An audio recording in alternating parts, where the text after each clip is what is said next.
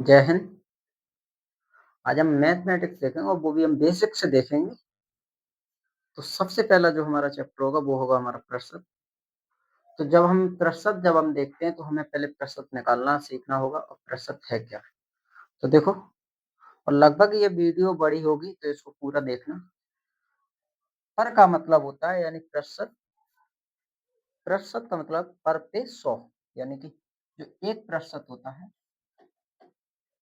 इसका जो मान होता है वह है 1/100। और हमेशा जो ये 1 होता है यह 100% के बराबर होता है। यह 100% होता है, यह 1 के बराबर होता है। जैसे माना हमारे पास कोई x% वस्तु या फिर x% कुछ भी है। माना हमने कि x% को हमें प्रतिशत में चेंज करना है, तो इसको हमें x/100 इसी प्रकार लिखेंगे, x/100। अब इसको अगर हम देखते हैं और अगर इसको हम देखते हैं कि अभी हम आप लोगों से कहें कि हमें 24% को भिन्नात्मक रूप में बदल के दिखाएं, भिन्नात्मक रूप में बदल के। तो जब हम 24% को भिन्नात्मक रूप में बदलेंगे तो 24/100। अब ये कट रहा है तो 4×24 और 25 यानी 6/25। ये हो जाएगा इसका भिन्नात्मक रूप। अगर प्रतिशत रूप में बोल रहा है तो हम इसी प्रकार हम या तो इस प्रकार रखे रहने देंगे या फिर इसको हम काट पीट करके 6/25 करेंगे। आगे हम कहें कि हमें बताना है आप लोगों को 31% को आप भिन्नात्मक रूप में बदलें। तो 31% को जब हम भिन्नात्मक रूप में हम बदलेंगे तो हमारा हो जाएगा 31/100। ये कट नहीं रहा है तो इसको हम ऐसा का ऐसा ही हम रहने देंगे। तो ये तो हमारा बेसिक से है। अब जैसे अगर अभी हम कहें आप लोगों से, नेक्स्ट पेज हम ले रहे हैं, तो अभी हम इसमें हम कह रहे हैं आप लोगों से कि 15 सही 5/8% को भिन्नात्मक रूप में बदलें।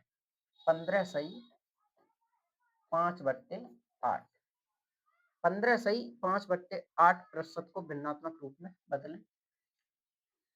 तो ये जो भिन्न है ये हमें इस प्रकार हमें सभी को पता होनी चाहिए कि ये भिन्न है वो इस प्रकार लिखी जाती है। जो ये वैल्यू होती है प्लस में होती है और फिर ये इस प्रकार होती है। तो इसका तो हम इसमें गुणा करते हैं और ये जो है 5 ये हम जोड़ देते हैं। तो 15 अट्ठे 120, 120 और 5 125/8। अब ये हमें दिख रहा है कि ये कट रही है या नहीं कट रही, तो ये वैल्यू है वो कट नहीं रही है। अगर इसको अब हमने पूछा क्या था इसका, ये तो हमने इसका भिन्नात्मक रूप लिख लिया। अगर हम इसी भिन्न को हम कहें कि 15 सही 5/8 को आप प्रतिशत रूप में लिखें, तो जो भिन्नात्मक रूप था वो हमारा 125/8 था। अगर इसको हम प्रतिशत के हम रूप में लिखेंगे, अगर इसी को हम प्रतिशत रूप में लिखेंगे तो अभी हमने आपको बताया था कि प्रतिशत जो रूप है वो है 1/100, 1/100। अब इसका जो हम करें क्या है, अब इसको अगर हम काट पीट करेंगे तो हमें पता है कि हमारे कट रहा है 4 दूनी 8, 4 दूनी 8 और 4 दूनी 8, 4 पंजे 20, यही कट रहा है। तो जो हमारी नहीं, यहाँ 1 मिनट, यहाँ गलती हो रही है। हमें 1/100 ही तो रखना था। अगर हमें इस भिन्न को अगर हम प्रतिशत रूप में हम लिखेंगे तो यहाँ पर हम 1/100 को लिखेंगे। चलो 8, यहाँ 1/100। अब काटो इसको, 5 से ये काटो, 5 दूनी 10, 5 से, या फिर आप ऐसे लिख लो 125/800। अब आप इसकी काट पीट कर लो, तो 5 से काटो, 5 दूनी 10, 5×25, फिर इसको 5 से काटो, 5 एकम 5, 5×30, फिर काट दो 5 से, 5×3 = 15 और 5 दूनी 10 और इसको काट दो 5 से। तो इसका जो भिन्नात्मक यानी जो प्रतिशत रूप आया वो आया 5/32। इसका जो प्रतिशत रूप आया है वह आया है 5/32। अब जैसे माना हमने कोई सी हमारी भिन्न है, कोई सी भिन्न है वो है हमारी a/b। चलो इस a/b को अगर हम इसको हम अगर हम प्रतिशत रूप में अगर हम लिखना चाहेंगे तो हमने अभी आप लोगों को बताया था कि जो 1 है, यह हमारा 100% के बराबर है, या फिर जो 100% है, यह है हमारा 1 के बराबर है। इतना तो हम आप लोगों को बता ही चुके हैं। तो अब इसको जब हम प्रतिशत रूप में हम लिखेंगे तो हम यही लिखेंगे। कहाँ तक आया समझ? अगला अब आगे हमें देखना है, वह है अगर हम यहीं पर हम कहें कि हमारा 7/20 को हमें प्रतिशत रूप में कितना होगा। अभी हमने प्रतिशत से भिन्नात्मक रूप देखा, अब हम देखेंगे भिन्नात्मक रूप से प्रतिशत रूप में। 7/20 को हम प्रतिशत रूप में हमारा कितना होगा। अभी हमने प्रतिशत से भिन्नात्मक यानी भिन्न में लेके गए थे। अब हम देखेंगे कि हमें इस भिन्नात्मक से हमें प्रतिशत में चेंज करना है। तो अभी हमने आप लोगों से कहा था कि यहाँ पर 100, तो यहाँ पर हो जाएगा 5 बार कटेगा, 5 सत्ते 35, तो 35% निकल के आएगा। अगर अब यहीं पर हम कह दें कि 13/16 है, इसको इसका प्रतिशत क्या होगा। 13/16 का प्रतिशत क्या होगा। चलो 13/16 को हमें पता है कि प्रतिशत का तो हमें वैल्यू पता ही है कि हम 100 से हम इसमें गुणा करेंगे। अब जब हम गुणा करेंगे 16 से वो 100 से, तो हमें यहाँ पर हो जाएगा हमारा 1300। या तो आप इस प्रकार कर लो, या फिर इसका एक बिल्कुल सरल तरीका और है, एक बिल्कुल सरल और है, इसको आप काटने की पहले कोशिश करें। यहाँ आप पहले 13/16 की जगह 13/36 कर लें। हम 13/36 कर रहे हैं, ठीक है। 13 हम 36 से देखते हैं। चलो काटो इसको, 4 में 36, और इसको हम काटेंगे 25 बार, और कट रही वैल्यू। अब 13 और 25 का इसमें हम गुणा कर देंगे, तो 13 × 25/9। अब इसकी जब आप वैल्यू इसको जब गुणा करोगे तो आपका हो जाएगा 25 तिया 75, 75 की 5, यहाँ से लगी 7, और 25 एकम 25, 25 7 32। अब इसमें जब आप 9 से गुणा करोगे तो 9 वो 9 9 तिया 27, बचे यहाँ पर 5, और 9 54, 36.11% ये आया है हमारा 13/36 का। अब इसी प्रकार अगर हम आगे हम देखेंगे तो हमें आगे जो वैल्यू देखनी है, अब हम एक टाइटल डाल लें, standard, standard STANDARD, standard percentage, STERCENTAGE, standard percentage. चलो अब स्टैंडर्ड परसेंटेज जो हम देखते हैं, ये हम फ्रैक्शन देखेंगे। स्टैंडर्ड परसेंटेज फ्रैक्शन से हम भिन्नात्मक रूप में बदलेंगे। तो हम भिन्न में से देखो अभी हमने आप लोगों से कहा था कि ये 1 है, ये हमारा 100% के बराबर है। अब हम आप लोगों से कहें कि जो 1/2 होगा वह किसके बराबर, 1/2 होगा वह किसके बराबर होगा प्रतिशत में। तो 1/2 को अगर हम प्रतिशत में हम चेंज करेंगे, तो हमें प्रतिशत का तो हमें मान पता ही था। तो 1/2 मल्टीप्लाई 100, 50 बराबर 50%। तो इसी प्रकार अब हम 1/3 को अगर हम चेंज करेंगे, तो 1/3 हमें पता है कि हमारा किस प्रकार होगा। तो 1/3 होगा वो है हमारा होगा 33 पॉइंट, आप गुणा कर लो, 100 ये हो गया बट्टे 3। तो यहाँ पर अगर हम इसको हम करेंगे 33.33, ये तो लगभग में आएगा। और अगर इसकी हम भिन्नात्मक हम रूप में बदलेंगे तो 33, ये वैल्यू हमारी प्रतिशत रूप में आएगी। अब अगला जो है वह है हमारा 1/4 को हम किस प्रकार, 1/4 अगला, चलो 1/4, 1/4 को अगर हम इसमें भिन्नात्मक रूप में बदलें, देखो अभी हम प्रतिशत का हम यानी जो प्रतिशत की वैल्यू है वो हम लगा के दिखा रहे हैं। आगे हम प्रतिशत की वैल्यू नहीं लगा के दिखाएंगे। तो 1/4 है वह हो जाएगा 4 25 25 यानी 25%। इसका कोई भिन्नात्मक रूप नहीं बनता। अगला जो अगला हो जाएगा, अब हम आप लोगों से हम पूछते हैं कि 1/6 क्या होगा। अब हम आप लोगों से पूछ रहे हैं कि 1/6 क्या होगा। तो देखो यहाँ बहुत ही आसान बिल्कुल समझने का तरीका है, वह यह है अभी जो हम देख के आए हैं कि 1/3 की वैल्यू कितनी थी? 1/3 की वैल्यू थी हमारी, यानी 1/3 की जो वैल्यू थी, वह थी हमारी 33 सही 1/3% या 33.33%। ये 1/3 की वैल्यू थी। अब हम यहीं पर अगर हम आप लोगों से हम पूछ रहे हैं कि 1/6 की वैल्यू क्या है? तो हम कितने गुना हम कम हुए हैं, ये आप देख लो। हम 1/3 से हम 1/6 तक हम कितने गुना कम हुए हैं? हम 3 गुना कम हुए हैं।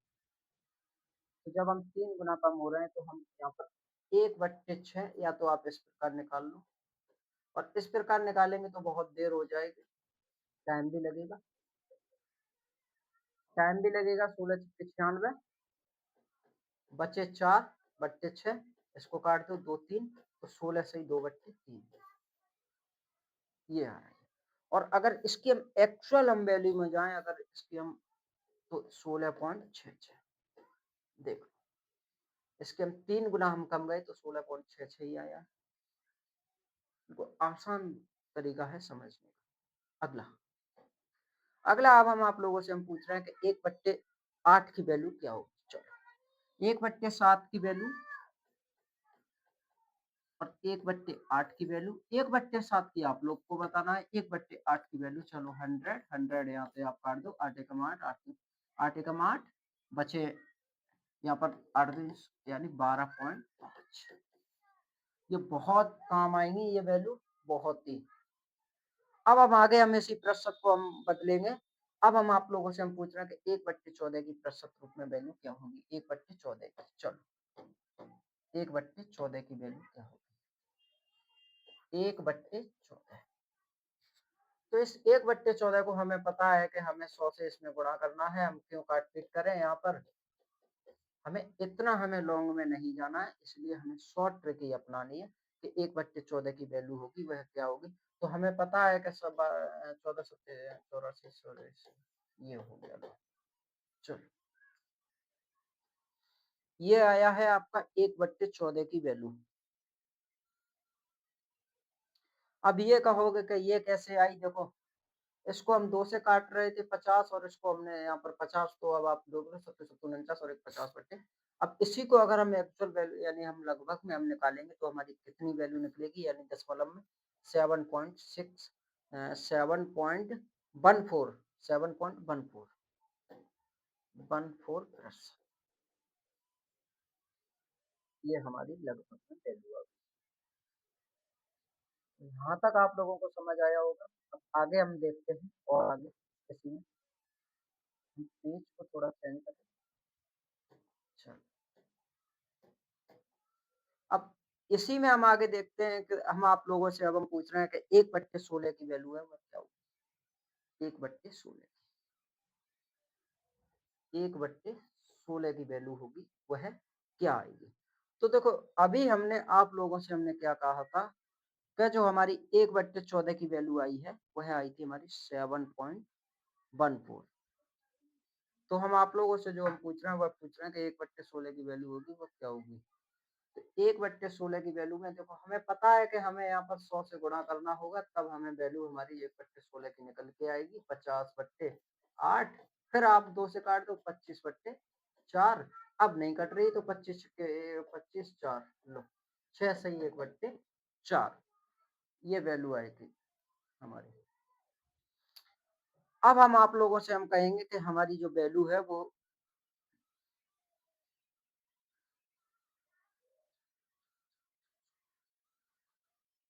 अब हम आप लोगों से कहें कि जो हमारी वैल्यू होगी वह 1/20 की बतानी है। चलो 1/20 की वैल्यू,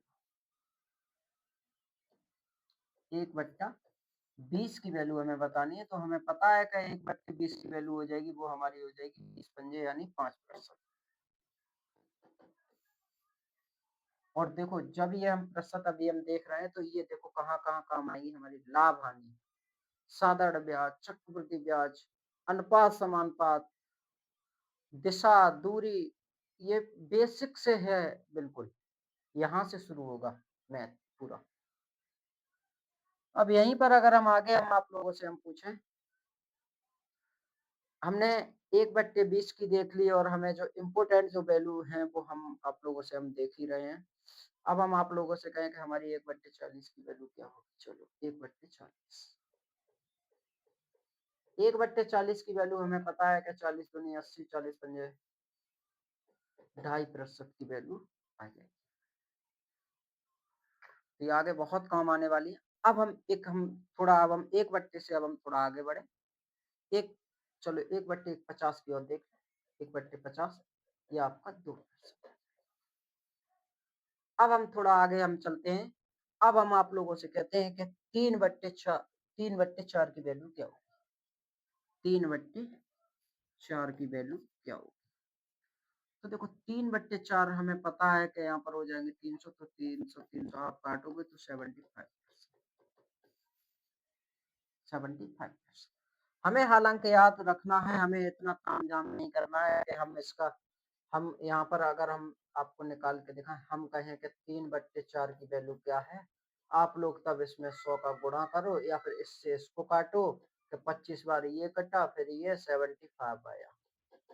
तो ये इतना हमें तामझाम नहीं करना है, हमें सिर्फ वैल्यू याद रखनी है कि 3/4 की कितनी वैल्यू 75%, 1/50 की वैल्यू कितनी है 2%, 3/5 की वैल्यू कितनी आएगी। ये हमें इस प्रकार हमें याद रखना है। बिल्कुल बिल्कुल हमने प्रतिशत देख लिया। अब हम इसी में हम प्रतिशत में हम देखेंगे भिन्नात्मक रूप, भिन्न। अब हम जो देखेंगे वो देखेंगे भिन्न फ्रैक्शन। तो भिन्न को देखो दो तरीका है करने के, हम दोनों तरीकों को हम देख रहे हैं। पहली जो हमारी भिन्न वो है हमारी 1/4 प्लस 1/5। तो इसके दो तरीके, एक तो तरीका देखो ये है कि इसका हम एलसीएम ले रहे हैं। इसका जब एलसीएम हम लेंगे तो हो जाएगा हमारा 20। एक तो देखो हमारा तरीका ये है कि इस भिन्न का हम एलसीएम लेंगे 20, और जब 20 एलसीएम आया है तो इसको हम बांट देंगे। 4 पंजे 20, यहाँ पर 5 से गुणा होगा और 4 पंजे 20 यहाँ पर 4 से गुणा होगा। तो 4 प्लस के 5 इक्वल टू 9/20। एक तो ये है, मगर हम इतने हम टाइम वेस्ट अपना क्यों करें। तो सिंपल जो इसका तरीका हो जाएगा वो हो जाएगा हमारा एलसीएम आया 20, हमें एलसीएम से हमें कोई यानी हर से हमें कोई छेड़खानी नहीं करनी है। 4 क्रॉस मल्टीप्लाई इस प्रकार हम चले जाएंगे। 5 एकम 5, 5 20, 9, चलो 9/20। अगली भिन्न इसी में हम ले लेते हैं। तो हमारी अगली भिन्न होगी 1/3, नहीं 1/10 मानो, 1/10 प्लस 1/15। तो हमने पहले ही हमने बता दिया कि लगभग 30 तक तो टेबल याद होनी चाहिए, और 30 तक नहीं तो अभी तो 20 तक होनी चाहिए। तो 10 और 15 से ऐसे कौन सी संख्या है वो भिन्नात्मक, अगर हम एलसीएम इसका हम लेंगे तो वह कौन सा एलसीएम हो जाएगा जो 10 और 15 से कट जाए। तो 10 और 15 से जो एलसीएम कट जाएगा वह हो जाएगा हमारा 30। और जब 30 एलसीएम हो रहा है तो देखो 15 दूनी 30 और 10 या 30, 5/30, और ये हो जाएगा 5 एकम 5, 5 30, 1/6। चलो अगली यहीं पर अगर हम एक भिन्न और हम ले ले रहे हैं, एक हम ले ले रहे हैं 3/12, और एक हम ले ले रहे हैं 5/24। देखो अभी तो हम प्लस वाली देख रहे हैं, अभी हम आगे माइनस वाली भी देखें। यहाँ आप 12 की जगह आप यहाँ पर 16 कर लें, 16, चलो 16। तो देखो हमें जब टेबल हमें याद होगी, अगर हम इसका हम एलसीएम हम निकाल रहे हैं तो एलसीएम अगर हम इस प्रकार हम एलसीएम लेंगे तो इस प्रकार तो हमारा टाइम वेस्ट हो रहा है, लगभग 20 से 30 सेकंड का हमारा टाइम वेस्ट जा रहा है। तो जब हमें टेबल है हमें याद है ही, तो हम क्यों इसका एलसीएम लेंगे। 16 × 48 और 24 दूनी 48, यानी एलसीएम इसका हो गया 48, 48। अब देखो 16 × 48, तो अगर इसका हम इसमें हम गुणा कर रहे हैं कि 16 × 48, तो ये कितने बार गया 3 बार, और 3 3 9, और 24 दूनी 48, 9 और 15 19, 19/48 ये हो जाएगा। यहाँ तक समझ आया। आगे हम बढ़ रहे हैं तो अब अभी देखो अगली भिन्न है वो है हमारी 6 सही 1/7 और प्लस के 13 सही 2/5। ये वाली एक भिन्न आप ले लें। तो ये हम आपको हम पहले ही हम बता चुके हैं, इसको हम इस प्रकार हम मानते हैं 1/7 यहाँ पर प्लस ऐड होता है। अब देखो अगर इसको हम कर रहे हैं तो यहाँ पर हो रहा है हमारा 43/7 और प्लस के 65 और 267/5। एक तो इसका ये रूप है कि इसको हम सही बट्टे में तोड़े तब हमारी एक भिन्न हो जाएगी, मगर हमें इतना हम तामझाम करके हम क्यों इसको हम तोड़े, इतना हम क्यों करें? हमें बहुत सिंपल से हमें पता है कि चलो अगली भिन्न हम देखते हैं। एक भिन्न है हमारी 6 सही 1/7 प्लस 13 सही 2/5। अगर देखो इस भिन्न को दो तरीके हैं करने के, मगर जो हमारा सरल तरीका है वो हम करते हैं। 6 और 13 को हम इस प्रकार हम लिख ले रहे हैं 6 + 13 प्लस, अब हमारा कितना बटा 1/7 प्लस के 2/5। अब हमें देखो मतलब हमें इतने से है, क्योंकि इतने से हमें मतलब है नहीं, तो 6 19 प्लस यहाँ पर एलसीएम ले लो आप 35 और 5 एकम 5 और 7 दूनी 14, 14 और 5 19, तो ये हो जाएगा 19 सही 19/35। चलो तो बहुत सिंपल तरीका था। एक और हम भिन्न ले लेते हैं यहीं पर, वह होगी हमारी अगली भिन्न।